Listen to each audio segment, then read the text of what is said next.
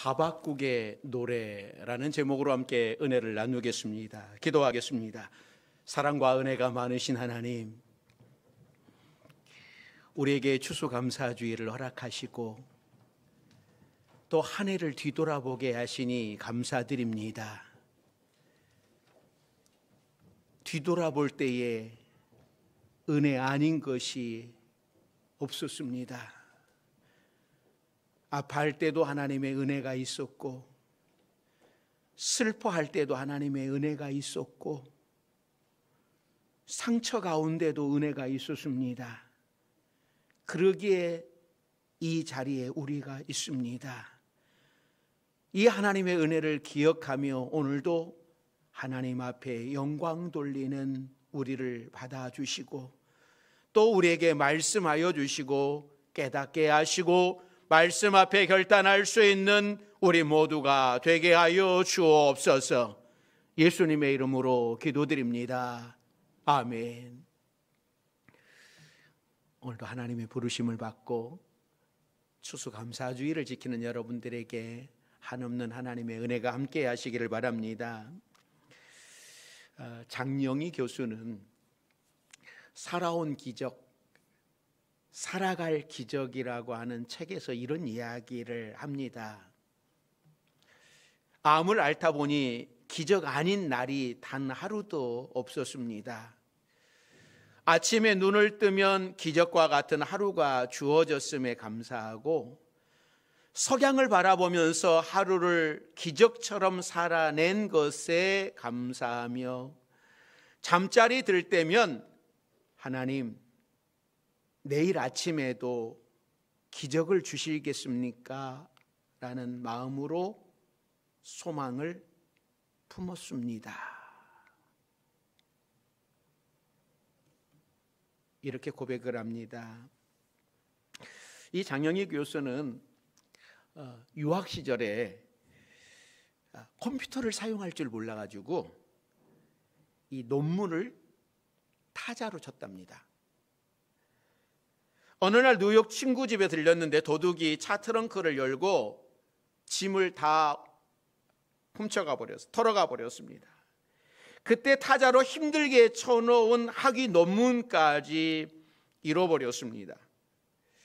그녀는 사흘 밤낮을 절망하고 누워 있었습니다. 다섯째 아침 햇살이 커튼 틈으로 스며든 것을 보고 일어섰습니다. 그 순간 가슴속 깊은 곳에서 속삭이는 목소리가 들려왔습니다.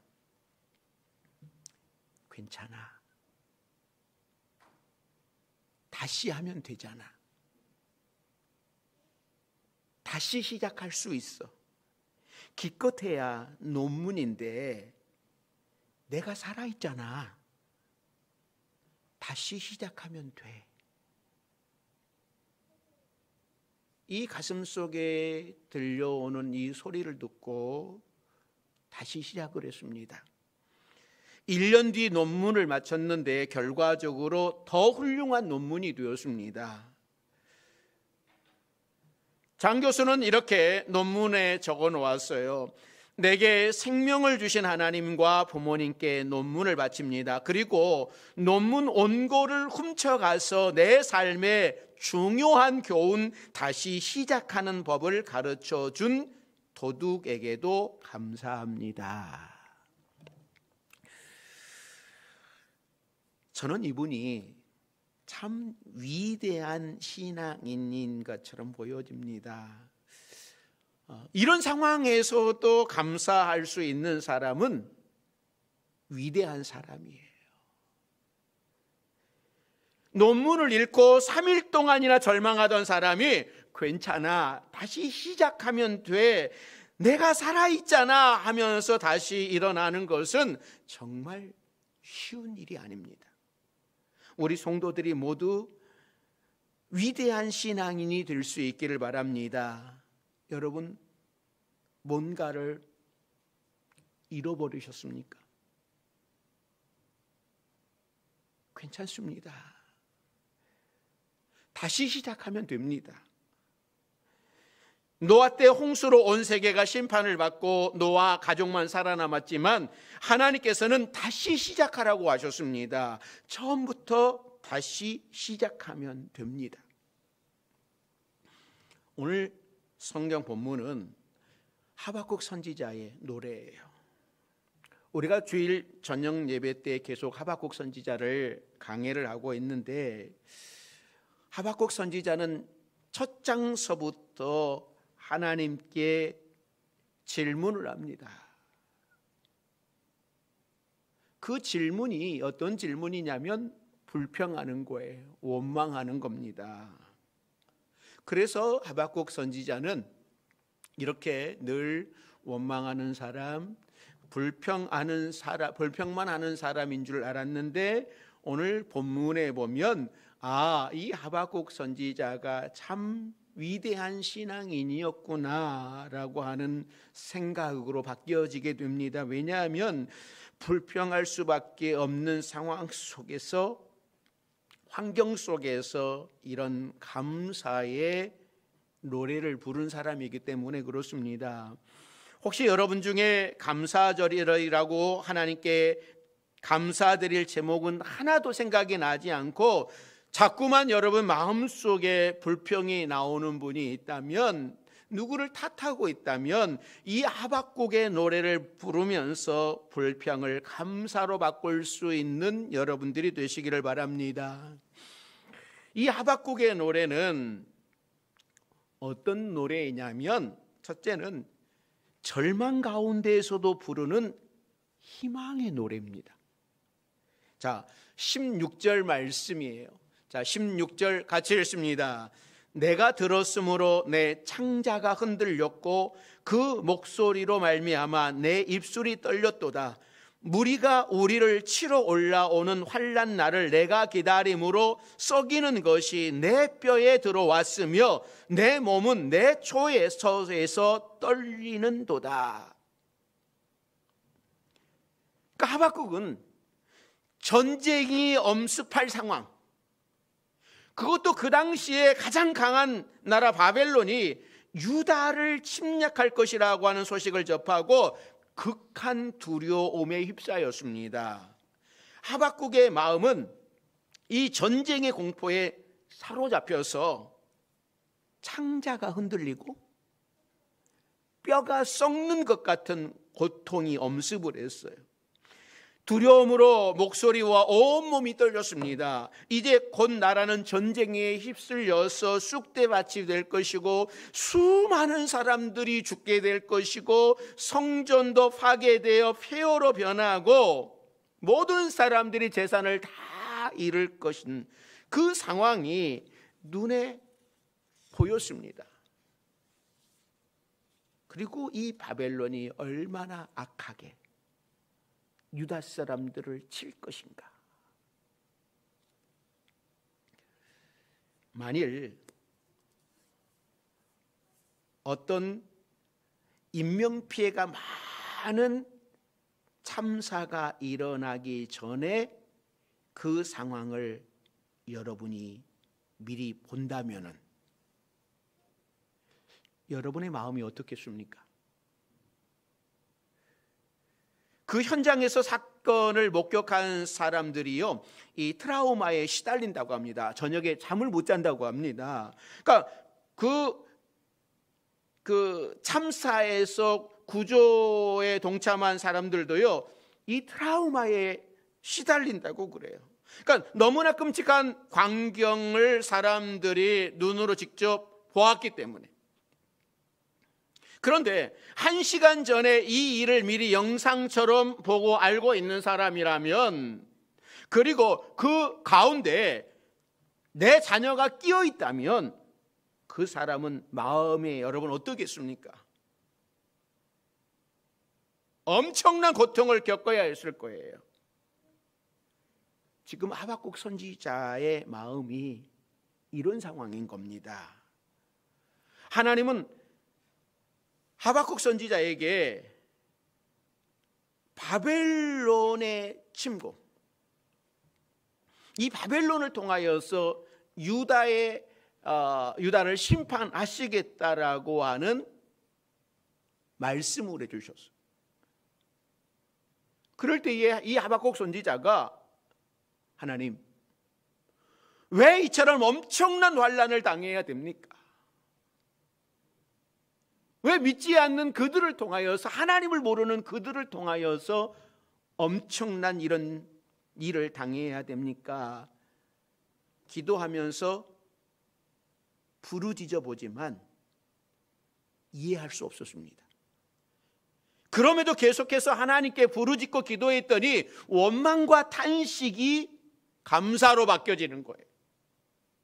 그러니까 하박국 선지자는 이 환난을 통하여서 감사의 노래를 배우게 되고 심지가 견고한 감사의 신앙을 갖게 되었습니다. 사랑하는 성도 여러분, 하나님께서 우리에게 고난과 아픔을 주실 때에 고통만 바라보다가 절망하지 마시고 고난 가운데 하나님을 바라보는 믿음을 가지시기를 바랍니다. 어떤 환난이 와도 의인은 믿음으로 살아간다고 했습니다.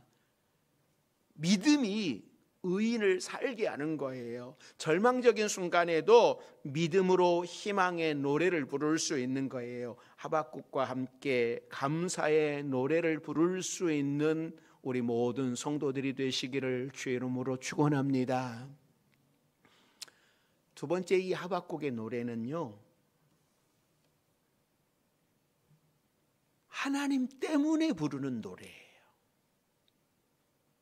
자, 17절, 18절 말씀 같이 읽습니다. 비록 무화과 나무가 무성하지 못하며 포도나무에 열매가 없으며 감람나무에 소출이 없으며 밭에 먹을 것이 없으며 우리의 양이 없으며 외양간에 소가 없을지라도 나는 여호와로 말미암아 즐거워하며 나의 구원의 하나님으로 말미암아 기뻐하리로라. 할렐루야. 이 구절은 우리가 찬양도 하고 암송도 잘하고 있는 내용입니다.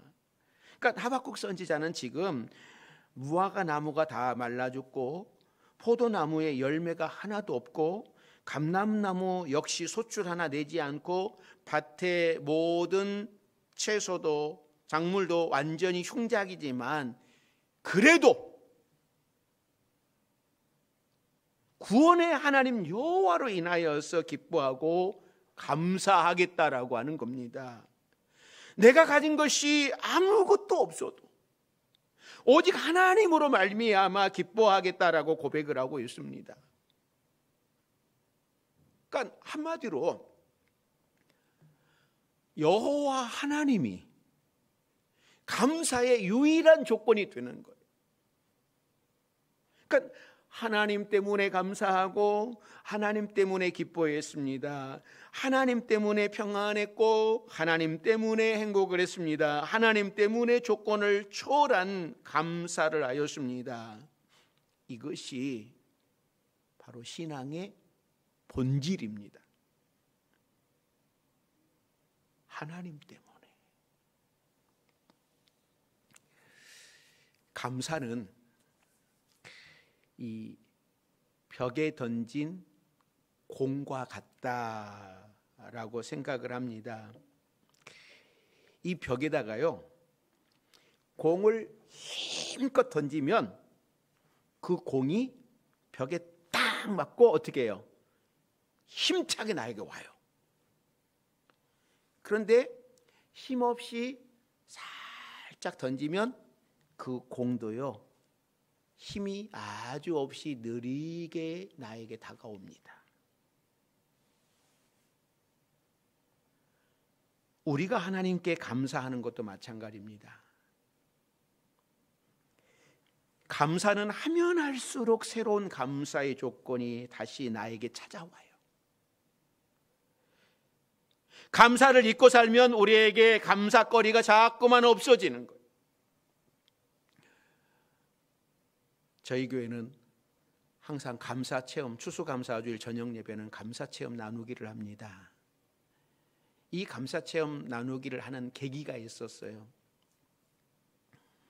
신방을 갔는데 그 신방받은 가정이 그런 감사의 고백을 했어요. 그러구나. 그래서 저희가 추수감사주일 저녁 예배는 감사 체험 나누기를 합니다. 그러다 보니 이게 감사 체험 나누기를 하다 보니 하는 사람이 또 하고 하는 사람이 또 하고 그러게 되더라고요. 그러니까는 이제는 작년에도 목사님 제가 했는데 이제 제가 또 나가서 하면 사람들이 뭐라고 그럴 것 같아요. 이런 생각을 하고 있는데 저는 감사를 나누고 감사를 고백하는 사람에게 하나님께서는 또 감사를 주신다라고 저는 믿습니다. 사람도 그러잖아요. 저도 그럽니다. 맛있게 먹었다고 그러면 또 주고 싶어요. 맛있게 먹었다고 하는데 줘야죠. 근데 한마디도 안 하면요, 이게 맛없었나 보다. 그 다음에는요, 이게 안 가요. 마음이 없어요. 사람도 그래요. 여러분, 감사를 하면 하나님께서도 그래 고마워? 내가 또 줄게. 그래 고마워? 또 줄게. 이게 감사의 원리예요. 여러분, 감사하면 그 감사를 누리면요, 나누면 또 감사 나눌 수 있도록 하나님이 채워주시는 거예요. 그래서 감사하는 사람이 더 풍성한 삶을 살아가게 되는 겁니다. 사랑하는 성도 여러분, 여러분은 무엇 때문에 즐거워하십니까? 세상에 있는 것들은 모두 다 변하게 되어 있어요.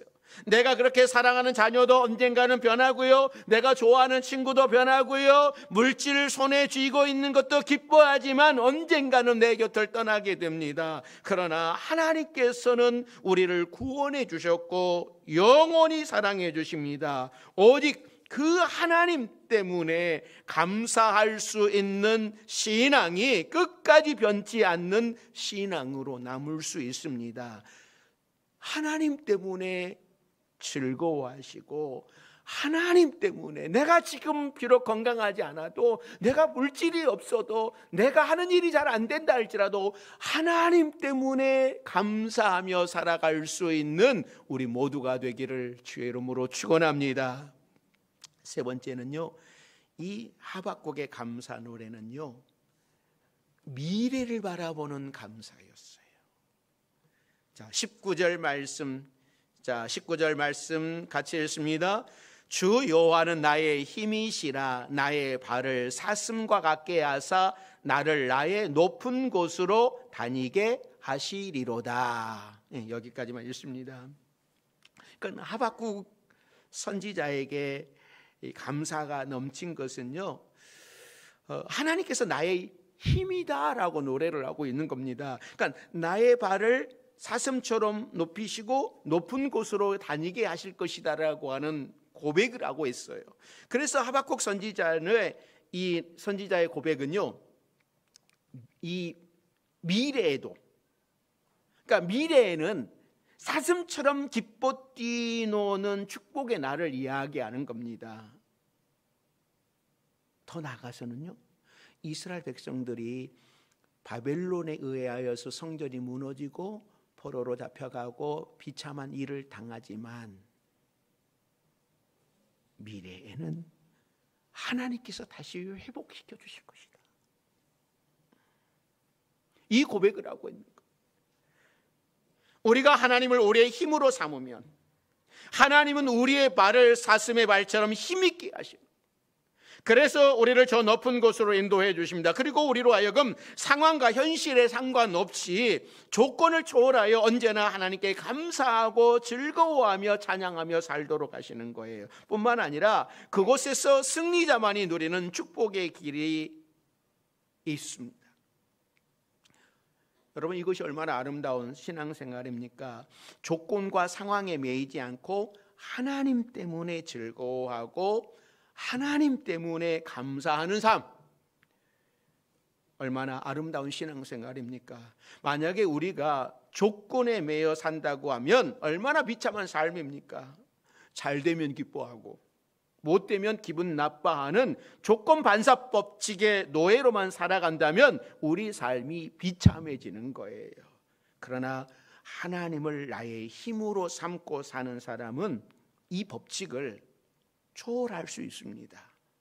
언제나 하나님이 새 힘을 주시기 때문에 저 사슴의 발처럼 우리를 힘있게 하셔서 높은 곳으로 올라가게 하십니다. 그래서 그곳에서 오직 감사하며 주님을 노래하게 합니다.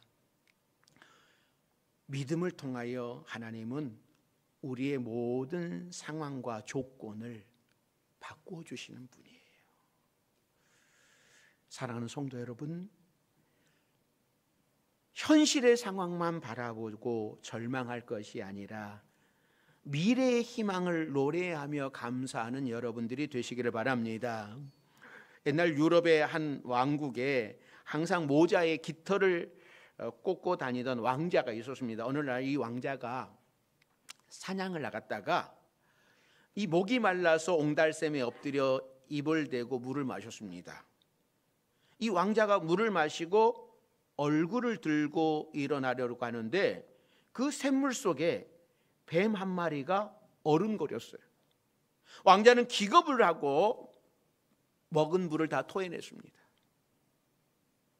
그리고 뱀이 들어있던 물을 먹은 것이 너무나 끄림직게 해서 독 때문에 나는 죽을런지 모른다 불안과 염려에 사로잡혔습니다. 이 염려가 커지다 보니까는 스트레스로 머리가 아프고 입맛도 없고 마침내 이 왕자가 끙끙 앓기 시작을 합니다.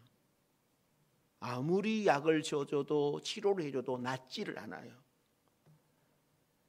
마침 궁 안에 있는 한 영리한 신하가 왕자의 모습을 보고 그를 데리고 그 옹달샘으로 갔습니다. 신하는 왕자의 모자를 벗고 물속에 들여다보게 했습니다. 물속에는 뱀의 그림자도 없었습니다. 그런 다음 신하는 왕자에게 모자를 씌워주고 다시 물속을 들여다보게 했습니다. 그랬더니 한 마리의 뱀이 어른거리는 거예요. 신하는 그것이 뱀이 아니라 모자에 달린 깃털이었음을 설명을 했고 왕자는 그날부터 씻은 듯이 병이 나아버렸어요. 여러분, 염려와 걱정에 사로잡혀 살면 정신적인 스트레스를 어렵게 당하는 거죠. 염려와 걱정을 내려놓고 하박국처럼 노래하며 사십시오. 찬양하며 사십시오. 감사하며 사십시오. 미래를 내다보면서 살아가십시오. 몽고메리라는 사람은 이런 말을 했습니다. 믿음의 사람은 남들이 불행하다고 생각하는 조건 속에서도 감사와 만족의 보석을 발견해내고 어리석은 사람은 남들이 부러워하는 조건 속에서도 불평과 불만을 토로한다라고 했습니다. 사랑하는 성도 여러분, 오늘 감사하면 내일의 문이 열립니다. 감사의 노래는 미래의 문을 열게 하는 거예요. 감사하는 인생이 축복된 인생입니다. 감사는 행복해지는 연습이고 불평은 불행해지는 연습이에요. 날마다 감사의 노래를 부르며 하나님을 나의 힘으로 삼고 하나님께서 사슴처럼 높은 곳으로 올려주시는 축복을 체험하며 살아가는 여러분들이 되시기를 바랍니다. 오늘 본문의 하박국 선지자의 노래는 이러한 절망적인 상황 속에서도 희망을 내다볼 수 있었고 미래를 볼 수 있었고 하나님을 바라보았어요. 문제 앞에서 하나님을 바라볼 수 있었습니다. 우리도 여러분의 문제 앞에 하나님을 바라보시고 미래를 바라보시고 감사하며 살아갈 수 있는 우리 모두가 되기를 주의 이름으로 축원합니다. 기도하겠습니다. 사랑과 은혜가 많으신 하나님, 우리도 하박국 선지자처럼 절망 가운데서도 희망을 노래하게 하여 주시옵소서. 하나님이 함께 하시기에 미래를 바라보면서 감사하며 하나님을 찬양하는 성도들 되게 하여 주옵소서. 예수님의 이름으로 기도드립니다. 아멘.